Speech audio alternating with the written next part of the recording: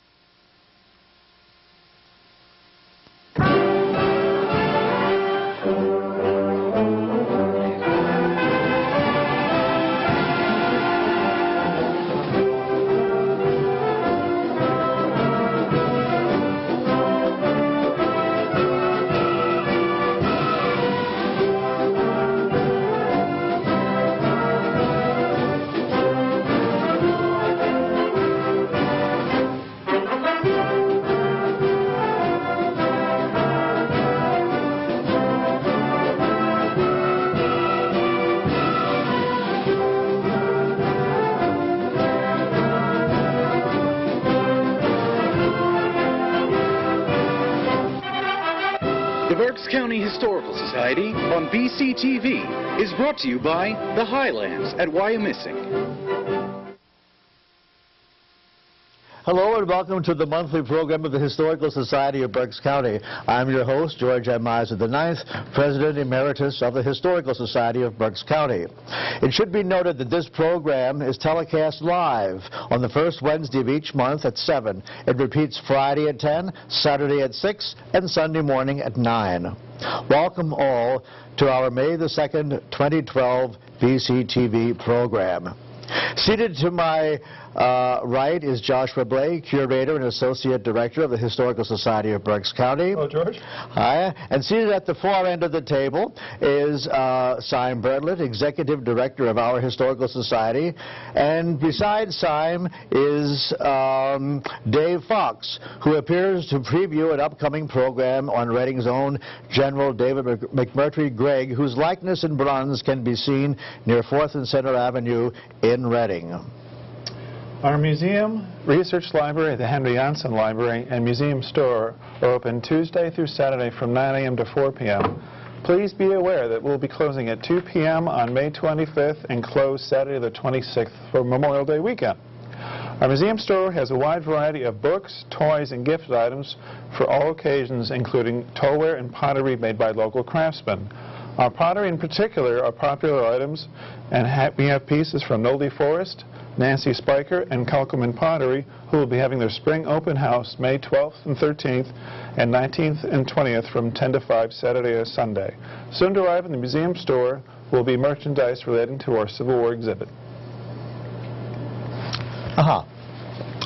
We remind viewers that for $55 a year, you can be one of us, a member of the Historical Society of Berks County. Membership in the Society includes our prize-winning quarterly magazine, The Historical Review of Berks County. Membership includes unlimited use of the library and museum.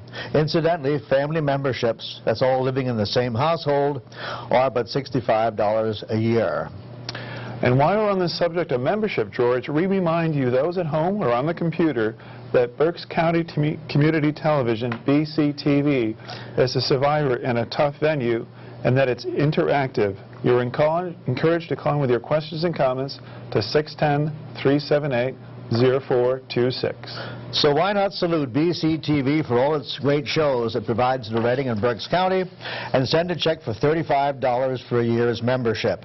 Mail your check to BCTV, 645 Penn Street, Reading, Pennsylvania 19601. Remember, time passes, but operating expenses never go away.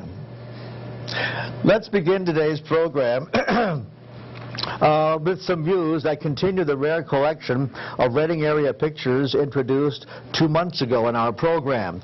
We're pleased to report that we've received some wonderful comments from viewers regarding the collection now being presented. I was walking through Walmart at 11:45 several weeks back, and as a gentleman walked by me pushing a cart, and he stopped for a moment to say, "Love those old pictures you've been showing." And he turned around and pushed the cart away. And I was wondering, my goodness. But anyhow, that was really very kind on his part. AM or PM? Yes. Now, either they moved Pomeroy's or that slide is in backwards. Anyhow, in your mind's eye, sort of twist that a little bit. That was my fault. We changed the slides. No, that's good. That's in the right order. It does read Pomeroy Dives and Stewart the right order. Yeah. Oh, okay. You know what? That was the second edition. In 1900, they built the part on the right-hand side. That was the 1884 original portion that they put up. In 1900, they tore away the old stone building that stood on the corner where Goldman's Photography had been on the second floor, and they put up that big section in 1900. Then they came along in the 1920s, and they tore away that building. That building used to have a white wooden horse on Penn Street. That was the saddle shop. And I think that that's the horse we have downstairs. I think so. And that's where that had been originally, because it looks just like the one that we have, unless there were two of those horses around, I don't know. But it was, another picture does show that horse out front. And I ran into someone some time ago who said that I showed a picture with that horse in one of my slides a number of months ago, and someone said, you know, that was my great-grandfather who had that harness shop. But anyhow, yeah, okay, I didn't quite recognize that at first. So that was the original building. And when that opened up, they bragged that they had more linear counter space than any other store in Berks County at the time that opened. That was a big deal. And then when they added the portion on the corner, that, of course, increased it very largely. And what surprised me was that they waited. Then they went and built the section in the center, and then they went and got rid of the old original 1884 building. So they completely redid that corner. So that by about 1926, 27, Mary Dives Impink and her sister were there to unveil the plaque when that building opened. If you remember, that used to be in Pomeroy's. You go in the front door, and there was that plaque there on the wall. And they were there when that was dedicated. Anyhow, that was Pomeroy's corner, off the corner of 6th and Penn. That's a rather old picture. Most of these pictures that you're seeing, folks, date from the late 1880s, because that building that you're seeing there now is 1884. Pomeroy started out in the Globe building across the street and down the block in the 500 block on the other side. So this was their second location. You know where I stood to take this picture? With this picture, Walnut Street. Walnut Street, and to the immediate right was the cigar factory. The cigar factory. But lately they sold furniture, I believe, and the building is now vacant. The building that burned 3 times over the course of the years. You're looking towards, in the general direction of the outer station, and you are. You're on Walnut Street there, sitting on the bridge to take that picture. You know, the last time I went there to take a now picture, I was shocked. One track. I couldn't believe there was one track left. But that's the situation. There's still a Y there today where Outer Station used to be. Up in Allentown, where they have to turn engines around, they have to run them all the way down to Reading, turn them around, then send them back. Are you serious? I'm serious, yeah. Wow. How far is that? Real 35 miles. Probably about 30 miles. Yeah, they do run engines down to Reading, turn them around, and send them back down. Well, I'm glad it's the most efficient form of transportation. So think about that. That's amazing. I think I put a Y up there somewhere. You know, They used like to have in Bartow. They used to have a turntable up there, but they took it out in the 1980s. So that was good thinking. Yep. Well done. Yeah. Oh, the old prison. Yep. Yeah, the old prison as it used to appear. We would be looking in the general direction of the steps at the head of Dan's. We would sort of be looking at a diagonal over towards Dan's restaurant there at 11th and Penn. That was built, it stood for about 90 years.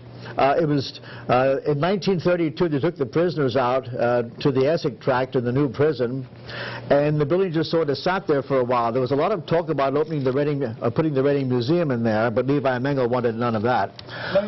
Go ahead. Dave just made a comment, and I reflected on it. He said it looks so much like the prison up in Pottsville. Oh, yeah. Well, they were all, but that was the same designer. Oh, it was? What was his name? Haviland, was it Haviland? Was the designer. Yeah, Jim Thorpe looks... Yeah, but a lot of them had that prison look. Right. You know, when they took it there, when you took... A castle. Yeah, a castle or a dungeon. Exactly right. So when you went there, you knew what it was all about. Anyhow, then they thought, well, since they didn't want the museum in there, besides, they weren't supposed to be in there in the first place. It was a big lawsuit that went to the state Supreme Court to get everything off the commons that didn't belong there. That was against the Penn Charter. It was the people's property. It was the people's property. You weren't supposed to keep anybody off that land. And well, of course, they did bring people in for this land, but well, they were temporary. Yeah, yes, they were temporary. They were transients of sorts. Anyhow, they thought, well, then they'll save the facade, because it had a very interesting facade. The reason that they vacated that was, A, it was a beast to try to heat. Air circulation was really problematic in that thing, and the one wall was beginning to collapse.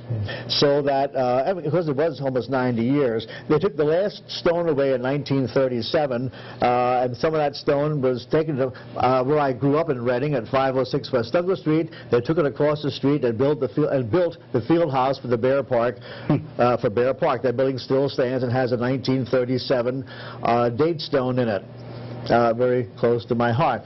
Anyhow, then they thought, well, they would save the facade and they would use it as a soldier's memorial. Get rid of the rest of it, the soldier's memorial. Well, that never happened because they didn't have the money. It was in the midst of the Depression, and eventually they tore down the whole thing. They did salvage the stone, but it's interesting to note, and I think I may have mentioned it sometime before in the show, that they simply filled in the holes as they were taking the stone away, and when they dug down a number of years ago, was it 20, 25 by this time, they were going to put like a sewer line or some sort of a line through where the police parked their cars, and when they dug down, they found the central corridor for the solitary confinement cells that were in the basement. They're still down there.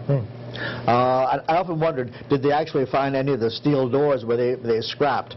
That I don't remember, but I do remember talking to somebody, the water commissioner years back, that the cells were still there and they just simply filled in and eventually macadamized over the top for the police to park their cars. I'm surprised they wouldn't have been frugal enough to scrap the iron out during the Depression, but... I would think that maybe, because... Yeah, they took the one. We took the one cell door away, which we have at the Society. Yep. So what happened to the rest of them? Maybe they were scrapped. I don't know. Anyhow, that's the Old Berks County Prison. The last stone taken away in 1937. The same year they tore down the Mansion House Hotel. The same year as the Hindenburg. There were a number of disasters in 1937. Anyhow, we're up in City Park, and we're looking at the filtering plant. And eventually, people always thought that they covered over the reservoirs. One time there were 3 reservoirs, and then they enlarged and put the 2 into one, so he wound up with a double reservoir. They covered that over to keep the water pure. Actually, they covered it over to take care of that little charter that said that you weren't supposed to keep people off any part of Penn's Common. So that's why they had ice skating on top. That's why they had a basketball. They had tennis up there. I don't know is it basketball today? I'm not really sure. Is it basketball today? Well, anyhow, and we see St. Joe's in the background. part of which survives. I was glad that they did save the old tower to St. Joe's when it was converted into the Citadel. The Citadel, yeah, grades what, 10, 9 and 10. Mm-hmm. So we're looking at City Park. Do you remember the Park Guard iron octagonal booth that they used to have up there? Do you remember that? One of those survived. I remember as a kid walking over there and talking to the one guard. I have an idea that those things finally disappeared during the scrap drive. But they had park police. Well, there we have Old St. Joe's.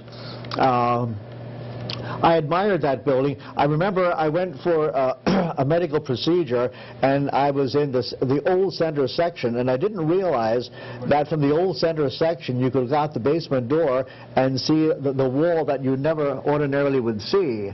I was down there for a little procedure, and I was surprised until I passed out that what you could actually see looking from that basement window up to the original portion. That hospital was long in the building. It took them, I think they actually worked about 10 years until that was really ready for dedication, but it had fine iron ornate balconies supplied by Mr. Rempus.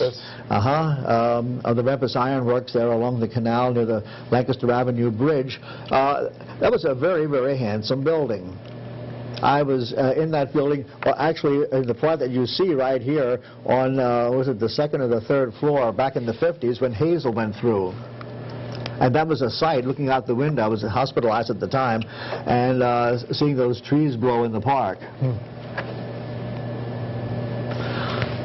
I think maybe we had seen this one before. This would have been taken prior to 1884, because that's the Union Canal. Oh, by the way, I came across a really, really rare picture, and maybe I'll bring it along next time. Some of us who watch and who are familiar with local things know about that famous Bissinger tragedy. There's a fine monument over in Charles Evans Cemetery for Mrs. Bissinger and the children that she drowned in the Union Canal. I didn't realize until I came across a picture on eBay, a stereo card of a monument that they put up along the Union Canal at the spot where they met their untimely deaths. And I never heard of a monument there, but I have a picture of it, and the back of the card says the monument placed in memory of the Bissinger tragedy. With Philip Bissinger's clout, I'm sure that monument didn't stay there just too long, because the last thing he wanted to do is have people remember why the tragedy occurred. But anyhow, the Union Canal, they paid the last lock tender in October of 1884, and the minute they closed down regular operations, that thing went dry because they stopped those big cordless engines pumping water up there at the Union Water Works, and that thing went dry in a flash. So that was taken prior to 1884. Let's take a little break and go on, and we can go back to these later. Well, I guess I'm up, George. Yes. Well, I've got some really exciting news to tell the audience about. I'm sure many of them of the audience are aware, but in case you're not, 2011 through 2015 marks the sesquicentennial, the 150th anniversary of the American Civil War.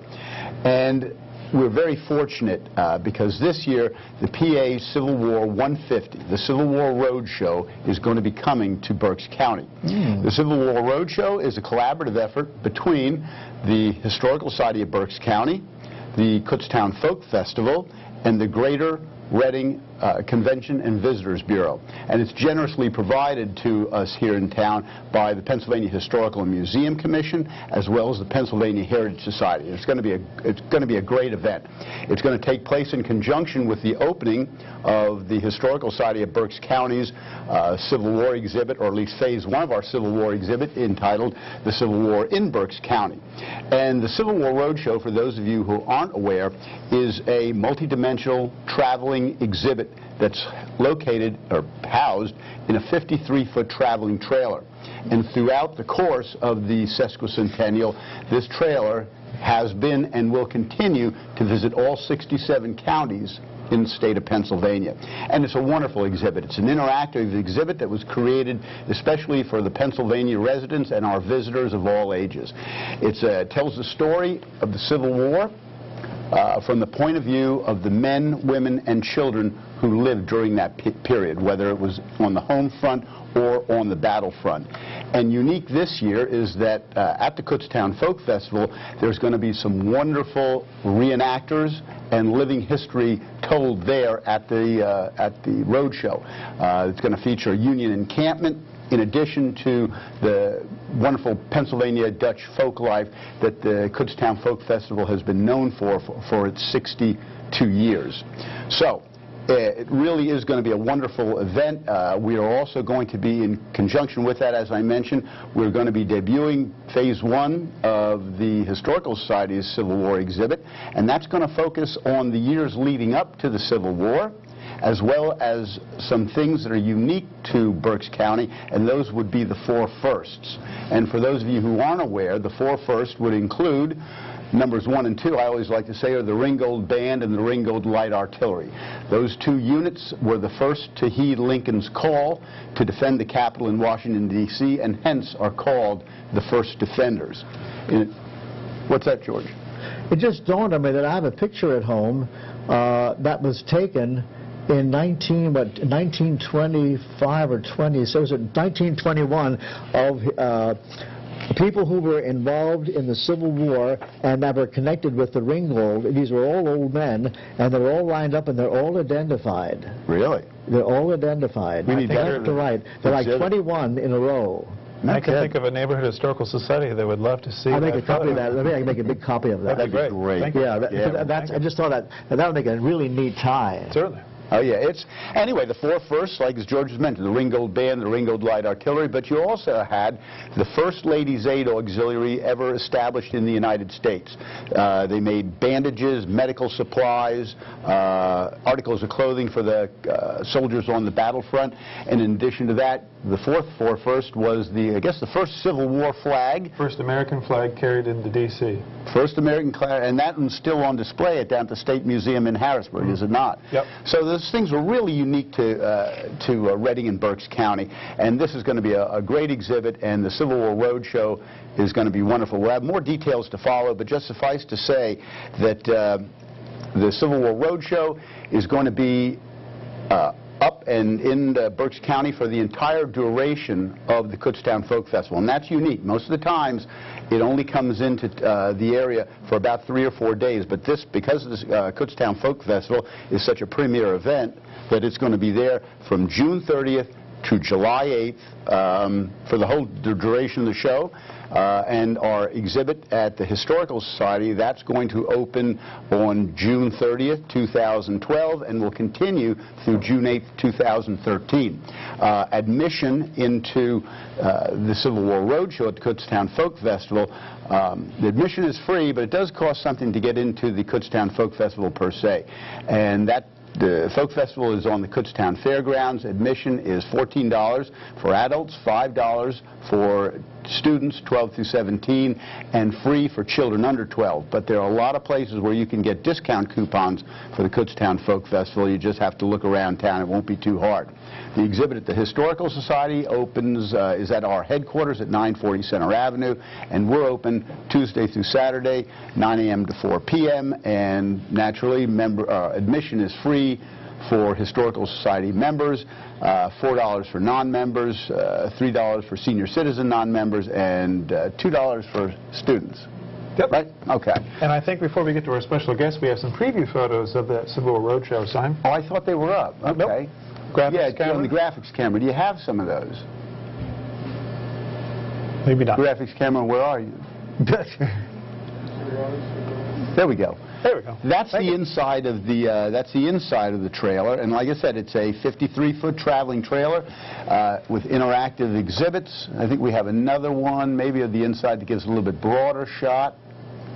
And we'll also have an opportunity to display some pieces from the Historical Society. From our collection. That's great. Yeah, that's a little bit larger thing. So you can tell it's a pretty large exhibit. And then I think we have an outside shot to just give you the perspective of the entire room. Yeah, and there's the entire trailer. Oh. So This is a big thing coming in here, and we're going to have a lot of associated programs. I can't tell you about them right now, but we're going to have a lot of associated programs to open this day, and it's going to be very exciting. But so that's what we've got coming up on the Civil War. We will have phases, at least 2 and maybe 3 in the years to come. But tonight we're here to talk to our special guest, Dave Fox. Dave has been a volunteer at the Historical Society, I think, for the past 5 years. He is a docent for our education curator, Vicki Hefner. He gives tours of the museum, and also he's a great volunteer for our 4 Centuries in Berks Historic Property Tour. We can always count on him for that. And tonight, Dave, you got a special guest that, or a subject that's dear to your heart that you're going to tell us a little bit about. Yes. And it's really a pleasure to be here as a member of the Historical Society of Berks County and also the First Defenders Civil War Roundtable. And those of us who are interested in both and the 150th anniversary of the Civil War have a lot to talk about, hopefully, for the next 4 years. I was in a very fortunate situation as I grew up in the Center Park area. Obviously, I wasn't aware of it at the time, but I grew up a block away from the statue that is located at Center Avenue in Oley, and that is a statue, the equestrian statue of General David Gregg. As a little boy, I remember playing hide and seek around that statue, and not only did I do that, but this Civil War general, while he was not born in Berks County, he was born in Huntington, Pennsylvania, up in the north central part of the state, near State College. He married a woman from Reading. Okay. And one of the things that we're going to discuss perhaps in the second Saturday There he is. Is a lot of David Gregg's connections, beginning with his wife and then marrying a woman from Reading in Berks County, and not only being a distinguished Union cavalry general, but somebody who was a well-known public figure in Reading until he died in 1916, and when he passed away in 1916, he was the oldest surviving Civil War general, Union general. While General Gregg's statue was a block away, 2 doors from where I lived, across from Center Park, a older woman by the name of Hazel Cox Gregg lived. And the fascinating story is that she was actually the daughter-in-law of a Civil War general. Okay. And this woman, when she was in her late 20s, married a man well into his 50s. David Gregg was the youngest son of General David McMurtry Gregg. He had 2 sons, George and David, and I remember seeing the son of the general, David Gregg, when I was 5 or 6 years of age, and he would sit in an old wicker chair with a garden hose watering a postage stamp-sized lawn in front of his property. He had a tremendously long white beard, much like the beard you will see in General Gregg. And as the kid in the neighborhood who cut grass and did chores around neighbors' homes, I got to know the daughter-in-law of a general. She lived until approximately 1980. Okay. And when she passed away, I was the beneficiary of a lot of the general's books that she was kind enough to share with me. So if you are a amateur historian, if you're a history major, if you're a history teacher, if you're interested in history, this was a great catapult I'm sure. to learning a lot more about David Gregg. So I spent a lot of time studying this man's military career, but I think what will be more interesting to hear about is his connections with Reading and Berks County. He married a granddaughter of Joseph Easter, and he himself was the grandson of a United States Senator who was in Joseph Easter's cabinet. Okay. It was an arranged introduction at West Point. Okay. Between the Easter and Gregg families. He was 21 and she was 17. That was 1854. 8 years later, in 1862, in the middle of the Civil War, they were married at White Marsh, Pennsylvania. That was kind of normal, though. Arranged. That was arranged introduction. Yeah. It worked. Right. And this one, and this time it worked. Okay. It worked. Another interesting connection that David Gregg had was that Andrew Gregg Curtin, the Civil War general of Pennsylvania, was his cousin. Gregg then had a very distinguished career fighting in many of the major battles of the Army of the Potomac, particularly Brandy Station, and is considered by many a real unsung hero at Gettysburg.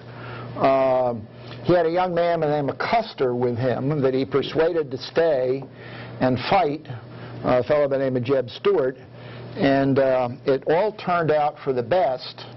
However, both Gregg and Custer didn't necessarily listen to commanding officers' orders. But they were, it would seem to me, as far as personalities, completely different men. Very, very different. Although, you know, it's kind of written about Custer and Gregg that if George Custer had General Gregg to give him wise counsel at the Battle of Little Bighorn, maybe General Custer wouldn't have met that fate. As far as I can determine, they had a wonderful relationship. The photo, the picture of the bearded David Gregg that you see, if we could bring that up, it's kind of interesting. At the time of the Battle of Gettysburg... When would that have been taken? Well, I imagine that was taken about 1863. Okay. Around the time of the battle. Yeah. Now, how old does that man look?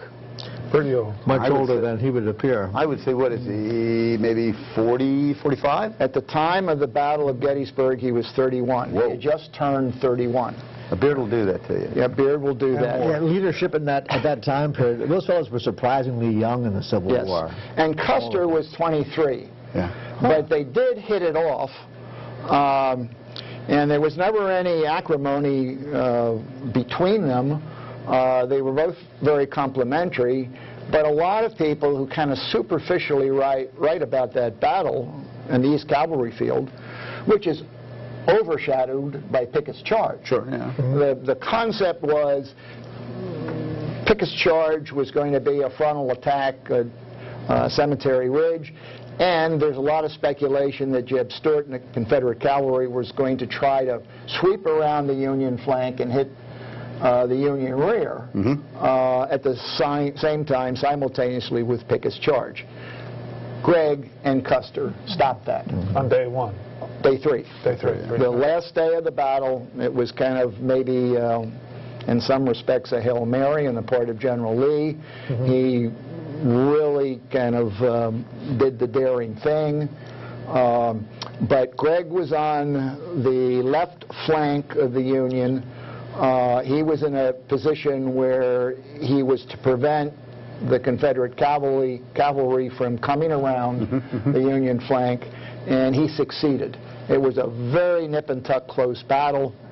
If they would have lost, if Gregg and Custer would have lost, General Kilpatrick probably would have court-martialed Custer, and General Pleasanton probably would have court-martialed Gregg. But now you, like you said, so they had a great success at the Battle of Gettysburg. Yes. But you also said that, you know, there was something else in his career, that he retired.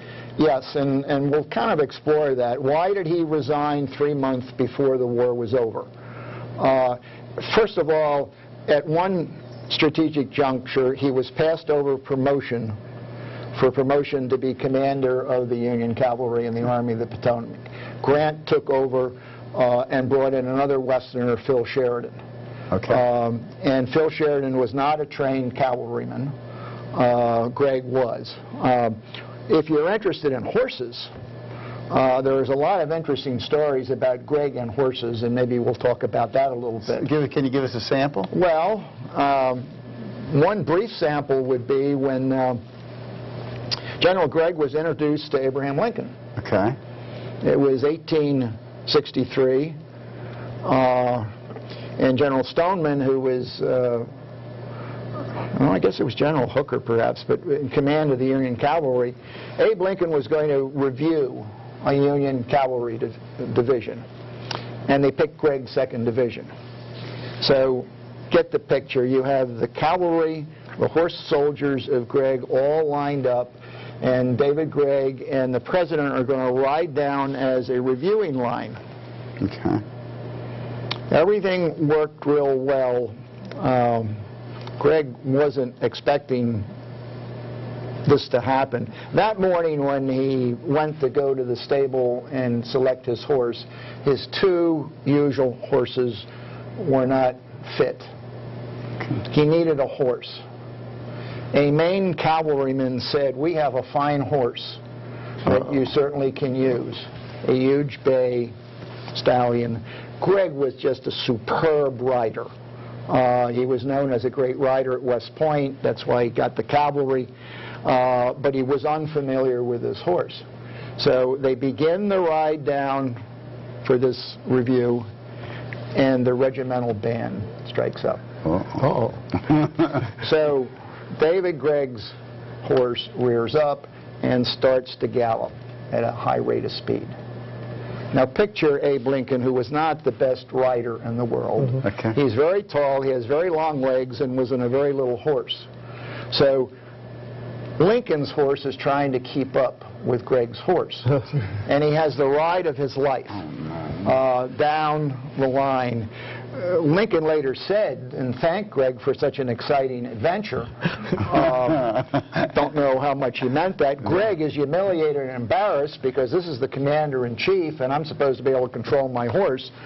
He got control of the horse, and then of course they were called back to the reviewing stand, and the president wished to introduce David Gregg to Mrs. Lincoln.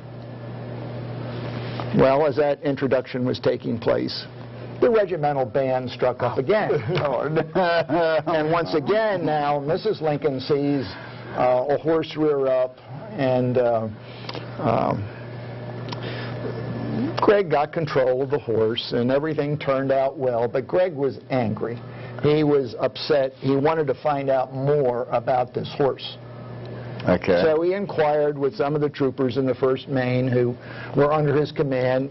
He went back and said, "Can you tell me anything about this horse?" And they said, "Well, yes, we can. The previous rider is now in the hospital with 3 broken ribs." And of course that was a partial explanation as to the origin of this horse. However, the story is kind of interesting because for the next 2 years, Gregg kept that horse and rode it through all kinds of tough situations. And really? He had a great horse, but it just wasn't quite ready for him at that time. And so that's an interesting horse story. Yeah, and then there's other things to Gregg's. I mean, when you look, I've been growing up in the area. I mean, you know, General Gregg's statue, that equestrian statue. I mean, to me, that's as iconic as the pagoda, or you know, I always look at the pagoda, Stokes, the cannon there at the division. But Gregg's is one of that. But he also had every city and town, north and south, likes to have an equestrian statue of one of their local heroes. And even though Gregg wasn't from Berks County, we kind of adopted him. Okay. And at one time, Bellefonte, Pennsylvania, wanted to purchase that back and remove it to central Pennsylvania. I'm good with and it didn't go. But Gregg then resigns in February of 1865, and he lives until 1916. And his life after being a general is rather interesting. He's kind of an enigma in terms of jobs, where he goes, where he lives, what he does.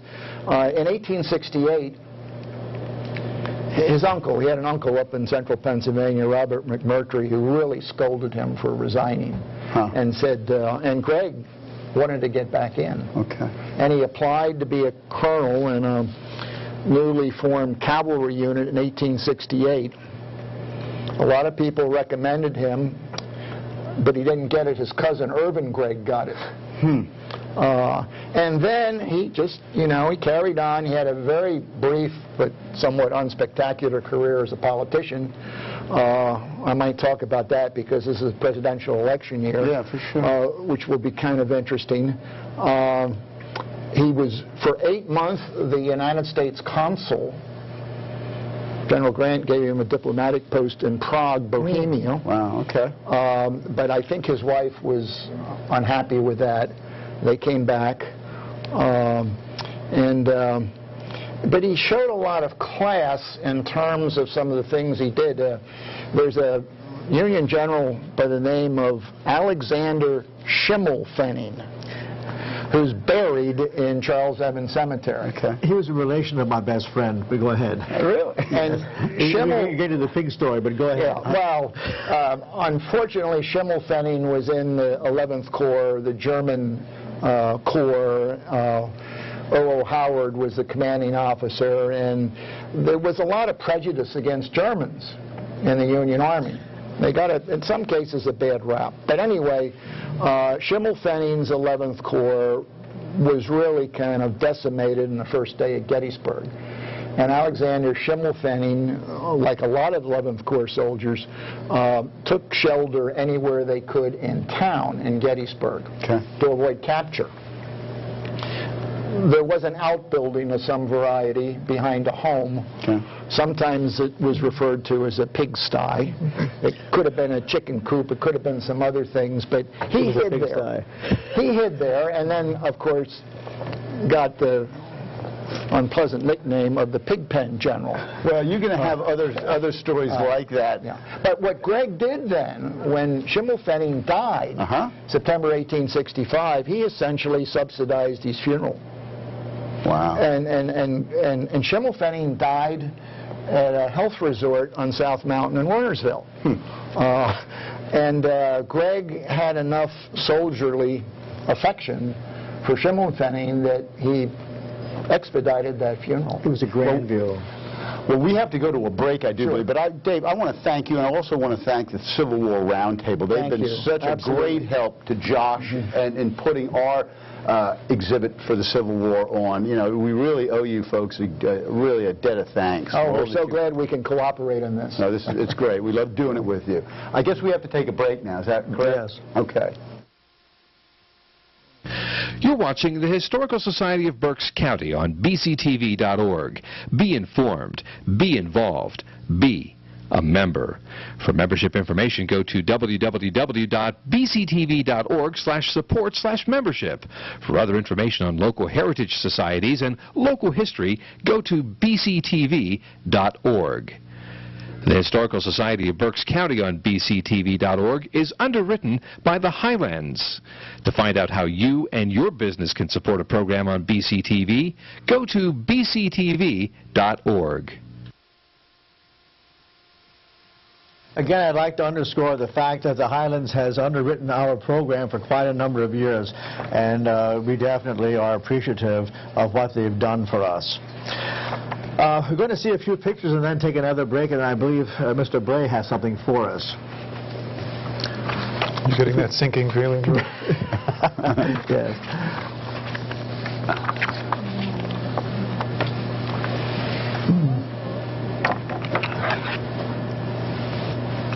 Okay, that's another picture along the Union Canal. In the general area of Grings Mill, that would be between Grings Mill and, like for instance, Burnville, but it wasn't nearly that far. It was closer to Grings Mill than it was to Burnville.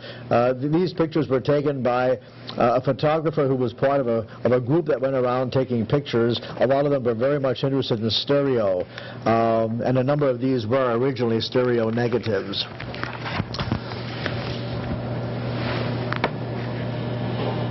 Okay, that's the old mill at Red Bridge. That was the Wirtz Mill at Red Bridge. After the Wirtzes left this, the Wirtzes had three mills. They had a mill along the Schuylkill Canal, sort of under the Buttonwood Street Bridge, very near Giles Lock. And then they went up, and this one was at Red Bridge. What side, George? It would have been on the Spring Township side.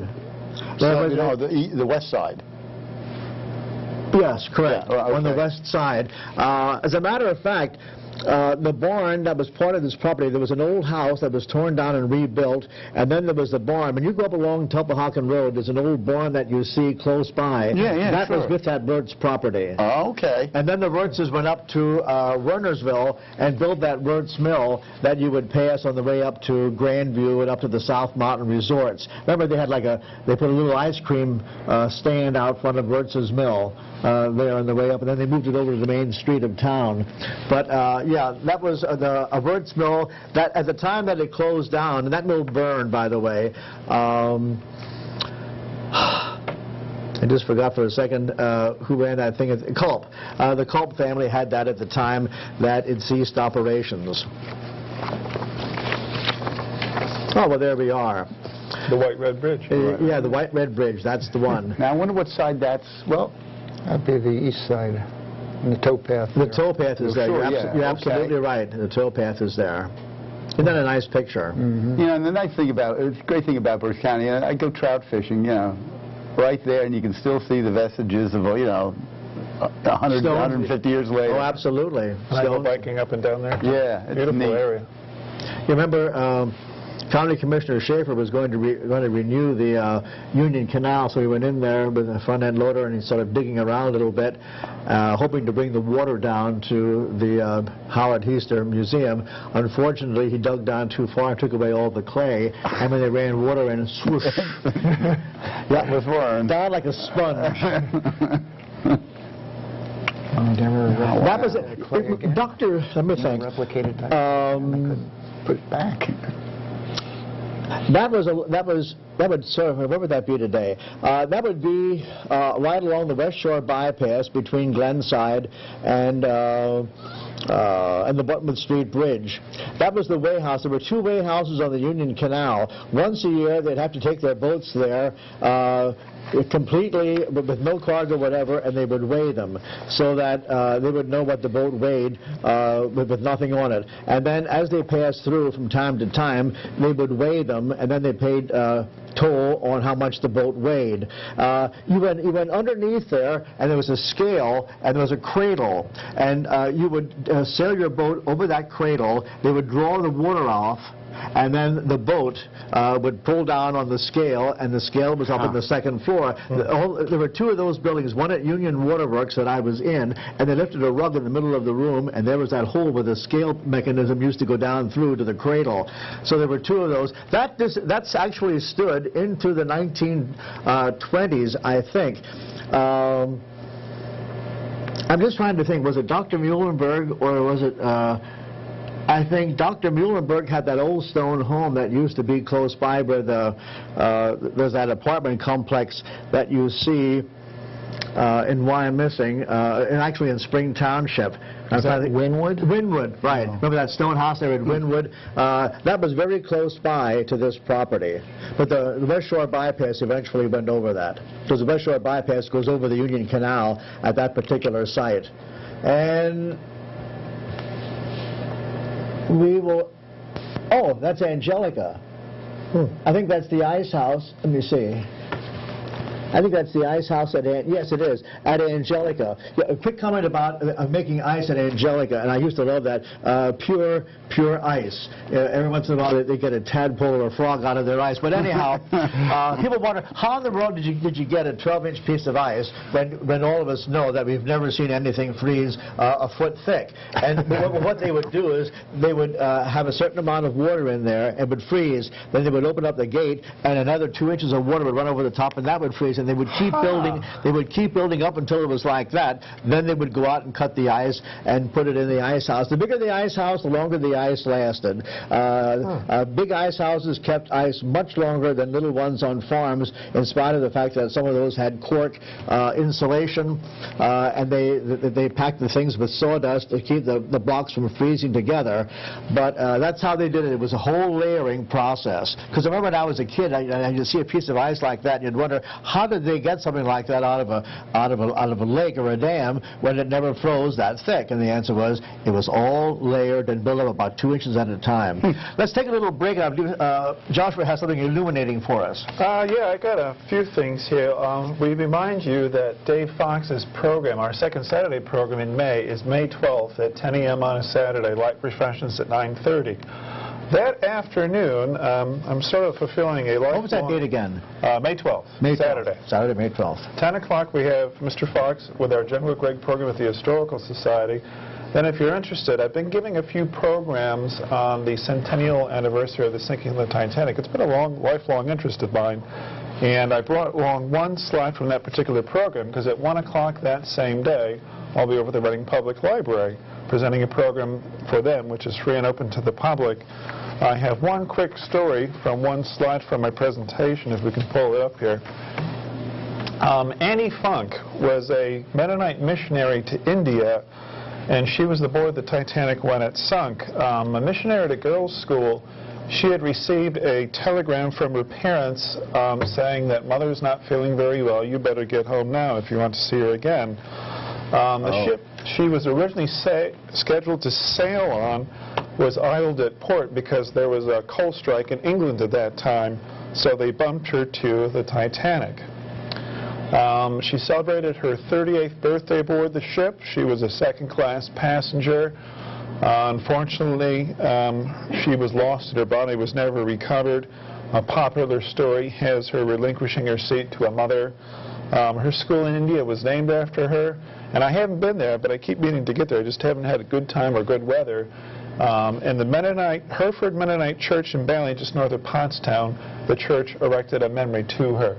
There's a nice stone there. Yep. Our museum store specials for the month of May, and this is in coordination with our Barnyard Animal exhibit, we have two very nice Austrian paintings in the exhibit. 1870 and 1921, he was only about 51 when he passed away, but he was very well known for his chick paintings. We have a 10% off special. We have one on the floor, and we have one up the top of the table here. See, let's do our best here. Oh, there's the one on the floor. We have some framed and unframed. You can see his chicks are so lifelike. We have a couple on the walls in our art exhibit, and I keep waiting for one to pop out the exhibit. They're just so realistically done. We have about half a dozen different prints, some unframed like this one, and some are pre-framed. And then Mr. Austrian also did trade cards for the Bon Ami Company in the early 1900s, and we have a number of those on sale. These are original trade cards. The Bon Ami Company produced a different card every year, and his work was also used by the Cortelli Thread Company. The unique thing, this is an original trade card, the unique thing about these is it's also open on the back. That's a nice... So you can see... That's well done. Actually, the double side, because normally they would be hidden by the frame and the mat. By the way, for the Thread Company, he generally did pussycats. Pussycats, okay. So Austrian did the chicks, but did he start with Bon Ami, his paintings of chicks come afterwards, or vice versa? They came after him. He was a very enterprising person. He probably made overtures to get involved with advertising. No, he was making chicks before the Bon Ami Company came in.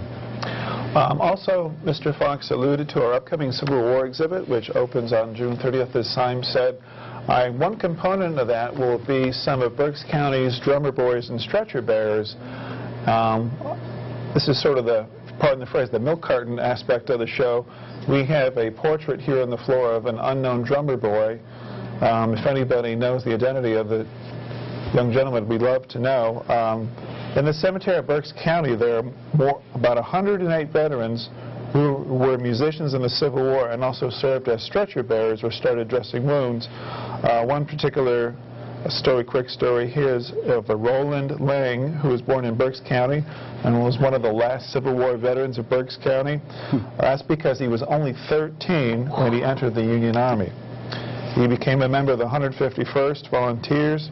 He helped carry the wounded to a field hospital near Meade's headquarters during the Battle of Gettysburg. Oh my God. And he said he had never been busier dressing wounds of soldiers than on the July 3rd day at Gettysburg. Can you imagine the stories that he told in old age? At 13 years old. He survived the battle and served out his term with the 151st and left the Army, and then re-enlisted with the 93rd Pennsylvania Volunteers. He also served in the field hospitals at the Battle of the Wilderness, Spotsylvania, Cold Harbor, and Cedar Creek. After the war, he entered the regular Army and went out to Montana Territory to deal with the Native American issues, and he died at his niece's home in Reading at the age of 91. Wow. Numerous stories will be in this exhibit. Another one is a Howard Evan, who was a 60-year-old stretcher bearer at the Battle of Antietam. One of the wounded he carried off the battlefield that day was of his own brother William, killed in action that day. So stay tuned for more details at our June show. It's going to be a very, very popular exhibit. Simon mentioned the first flag. We really were trying to see if we could borrow that first flag, but its condition prohibits that, but we have an excellent photograph of it, and we'll be reproducing it, and you're probably going to see it, hopefully, on the invitation postcard for that exhibit. Yeah, I'm sure that they wouldn't give that one up readily. Probably not. No. And we also will tried. And we also will have the Ringgold Light Artillery pre-Civil War.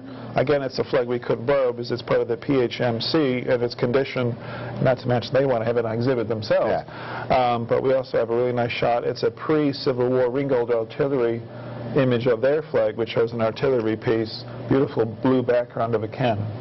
Great. That's wonderful. Any final comments, Simon? I'm good. Okay. I'm good. Oh, the Ringgold Band of Reading. Well, we might have one. Speaking of the Ringgold Band. Oh, yes. Speaking of the Ringgold Band, I would remind the audience, won't take up too much time, but the Historical Society is having its annual fundraiser at Stokesay on Friday, June 1st, 2012. It's going to be John Philip Sousa's Golden Jubilee featuring the Ringgold Band. Ringgold Band is, we did this event similar to it about 5 years ago. There's nobody that plays Sousa like the Ringgold Band. They come from far and wide. It's going to, again, on Friday evening, June 1st, call the Historical Society for details, cocktail reception, seated dinner, and program to follow. Well, the interesting aspect of that is they're going to do some of the same music, or much of the same music that they had played years back. And we may have some sheet music which may or may not be in the program. I think on the graphics camera. Really? Oh, yeah. Which may or may not be the opening piece that evening. Might not. Simon, sorry, George, what was Lord Engage? I'm not familiar with this. This piece was commissioned for that department store? Oh, yes. Monroe House never lost the opportunity to write something to dedicate to a certain store because there were benefits to be obtained. For the band or for Monroe? For Monroe A. Old House. Okay. That's Monroe Old House, by the way. Well, anyhow, I won't go into the family history. But anyhow, his mother was an old house, and his dad was an old house, and he became an old house.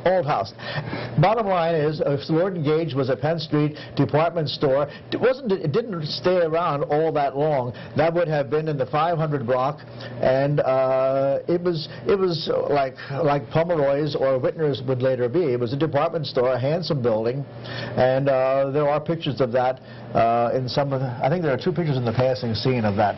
And that sheet music, wasn't there a picture on the cover of that, wasn't it? Can they put that I'm not sure if it shows the store or no, not. maybe it doesn't show the store. Okay. But they were also, the live wire march would tell the audience that is the new introduction music that for things in our program. That's what you hear. Television program. Yes. Do we have a minute or so yet? Yes, we do. we do have a minute or so yet. Let's have one more picture, please. Let's see what we have.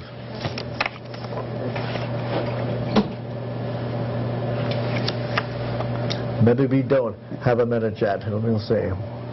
There we go. Well, there's the ice house. Right now I could have a nice big glass of ice water. The next picture, please. Layered ice. Oh, that was definitely Angelica. There was a mill when you would go Route 10 heading towards Morgantown, right where the old dam used to be, where the iron bridge crossed over the Angelica. Remember the old iron bridge that they took away a number of years ago and put a newer bridge there? Well, that was the original bridge, and as the water came over that dam there, it cascaded down and operated that mill. That is the only photograph in existence of that mill that used to operate from the water flowing over the dam at the Angelica. That is a very, very rare picture. Well, anyhow, we'll pick up with... We'll try to remember that one for next time. Angelica Dam. The Angelica Dam with the mill. Tell your friends about our program, which is on live the first Wednesday of each month at 7. The program repeats this Friday night at 10, Saturday at 6, and Sunday morning at 9. Thanks to today's panel, Joshua Blay, Simon Bertlet, Dave Fox. I'm George M. Miser IX, your host and a 52-year member of the Historical Society. We look forward to having you join us again on the first Wednesday in June 2012. Thanks for watching.